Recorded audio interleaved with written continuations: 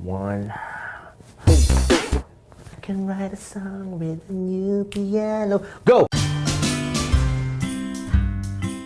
What's up mga ka-troops? December na ngayon and alam naman nating lahat na December is holiday season, right? Alright? So ito na nga mga ka-troops, alam natin na ang 2020 binigyan tayo ng maraming hirap at pasakit pero hindi yon ang dahilan para hindi tayo mag-celebrate ngayong December na to. Okay? So ito na nga, gagawa tayo ngayon ng mga timpla na ayon para sa holiday season na to na pwede nyo i-share sa inyong mga kaibigan, loved ones, at kamag-anak or pamilya. So, ano ba ang mga iniinom natin mga ka-troops pag holiday? Siyempre, alam natin lahat, sparkling ang iniinom pag holiday season, pero medyo mahal yon. So, anong gagawin natin ngayon? Gagawa tayo ng alternative na sparkling drink na hindi naman tayo mahihirapan. Okay, ano ba yung mga mix or cocktail na gagawin natin for our sparkling mixes? Ang gagawin natin ngayon is sparkling mojito and sparkling apple tini. Tandaan, hindi dahilan ang lahat ng paghihirap natin ngayong taon na to, na 2020, para maging malungkot. It's the holiday season, so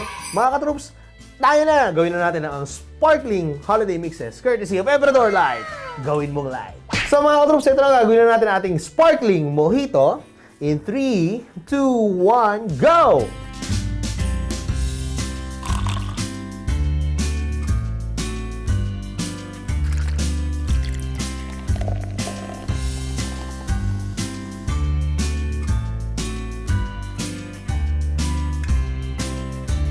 So mga ka-troops, ito na nga after ng ating sparkling mojito, ang sparkling apple tea naman ang gagawin natin. 3, 2, 1, halo!